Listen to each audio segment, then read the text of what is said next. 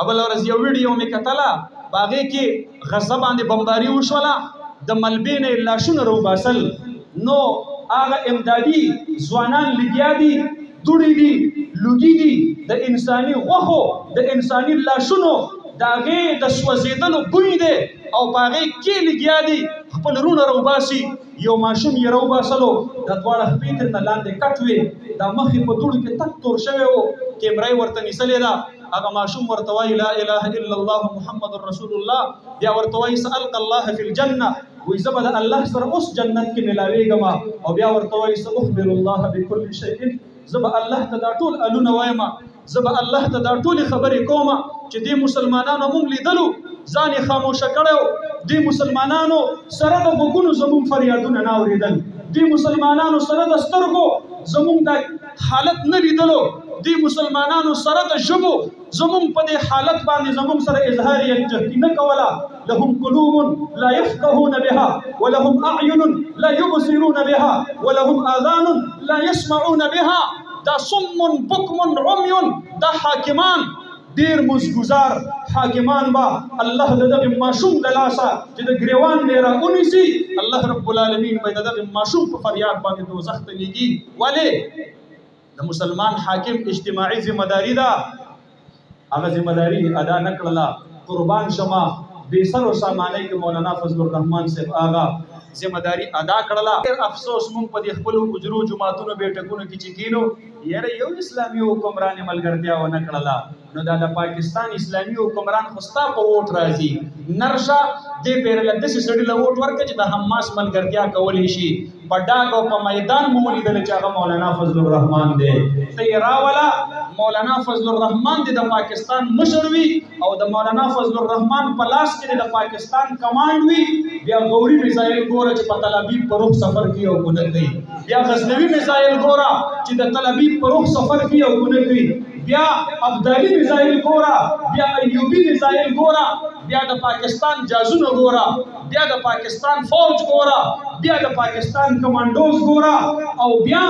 د بیت المقدس په صحن کې د الله اکبر اذانونه ګوره ان شاء الله العزیز هغه اذانونه به لګوي دا خلک زما شاګردان نه دي سند حدیث نه دي د شیخ الهند نوم وباسي څوک چې وایي زه غیر سیاسي ملا یم څوک چې وایي زما جمعیت علما سره وابستګي نشته دی خپل سند حدیث نه هغه اساتذه او نمونه میټاو کا کوم اساتذه چې د خپل ژوند قیمتي لمحات د جمعیت علما په سفرونو کې لګولي جمعیت طلبه ملګرو داسې د ایرې غیرې د یو طرف د بل طرف نه پر الوتلو هواګانو باندې چرته په زندګۍ کې د تفرد اتباع مکوئ همیشه د پاره چې ځئ اتبعوا السواد الاعظم سواد اعظم ته ګورئ ما رآه المؤمنون حسنا فهو عند الله حسن مؤمنین صالحین چې په کومه لار روان وي دا من عند الله د دې په زړونو کې القاء شوې ده مولانا مفتی نظام الدین شمزی صاحب د ترمذی شریف په درس کې ویلي ما دې اورېدلي فرمایل یې چاته تاسو کو جمعیت علما باره کې د څه خیال دی هغه ورته ویل وی علامه شامی رحمت الله علیه د حنفیت په باره کې یو دلیل ویلی دی او په هغه دلیل کې دا خبره کړې ده چې د حنفیت د هغې د حقانیت د ټولو نه لوی ثبوت دا دی چې په دې حنفیت کې خلق مرتبې د ولایت ته رسېدلي دي اولیاء الله کې جوړ شوي دي نو کو دا تقلید گمراهي وي کو دا حنفیت گمراهي وي په دې کې به څوک هم صاحب کشف او کرامت نه جوړېدلو په دې کې به څوک هم د اهل باطنو د هغې د زمرې نه هغې نه به نه ګرځېدلو په دې کې به څوک هم مرتبې د ولی الله ته نه رسېدلو خو چې په دې کې څوک ته ولایت مرتبې ته ورسېدل دې نه معلومه دا شو دا لارې ټیک ده وہی فرمایل جمعیت علماء میں ہوتے ہوئے لوگ ولایت کے درجہ پر فائز ہو چکے ہیں اولیاء اللہ بن چکے ہیں اگر یہ گمراہی ہوتی تبھی اللہ رب العالمین باطنی علوم سے ان لوگوں کو سمجھاتے سائنس پہ ہو جاؤ اہل اللہ بچرت جمعیت علماء ملګرتیا نه وکړي لوی لوی د علم خرونه او سمندرونه او اولیاء او بزرگان چې په دغه جماعت باندې ورته الله رب العالمین اطمینان قلبی نصیب کړو دا د دې خبرې لوی ثبوت دی چې من جانب الله د دې په زړونو کې القاء شوی وه چې هغه حق جماعت د اهل حقو د حق پسندو د اسلام پسندو دا جمعیت او امت ته وویل را ویښ شئ را بیدار شئ ستاسو د نوښار په خاوره باندې هم زموږ قائد محترم را روان دی 14 تاریخ باندې را روان دی زه د نوښار مسلمانانو ته وایم مسلمانانو راوځئ د مولانا صاحب سره ودرېږئ ځکه دا تصویر به غزې ته ځي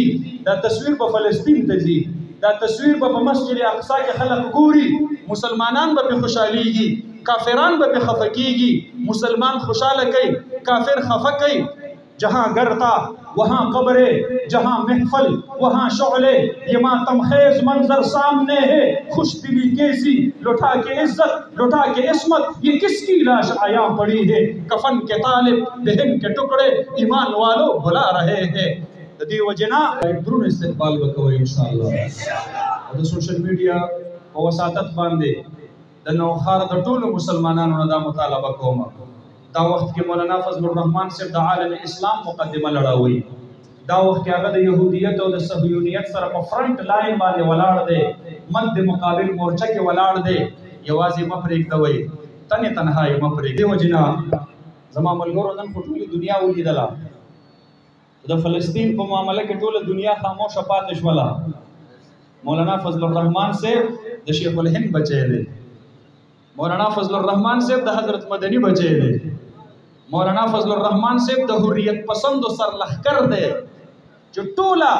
اسلامي نړۍ غلامي قبول کړله د حریت او د جهاد یو آواز ولګېدو هغه مولانا فضل الرحمن صاحب ولګو او ویل برملا یې وویل سر عام یې وویل چې موږ د مجاهدینو حماس ملګرتیا کوو او ولې به نه کوو چې عالم کفر د اسرائیلو سره په ملګرتیا باندې ودرېدلو عالم اسلام به د فلسطین او د مسجد اقصی او د بیت المقدس د ملګرتیا دپاره څرنګې نه ودرېږي د هغې سوالاتو جواب به امت مسلمه د محشر په میدان کې ورکي کوم سوالات چې هغه ماشومان هغه غوښې هغه ټوکړې هغه سوځېدونکې غوښې وإذا الموءودة سئلت بأي ذنب قتلت الله رب العالمین دې دستاسو اجتماع او د تربیتی کنونشن خپل بارگاه عالی کې قبول او منظور فرمایي او الله رب العالمین دې دستاسو صلاحیتونه او دستاسو خواري او مهنتونه د اسلامي نظام د غلبې ذریعہ وګرځي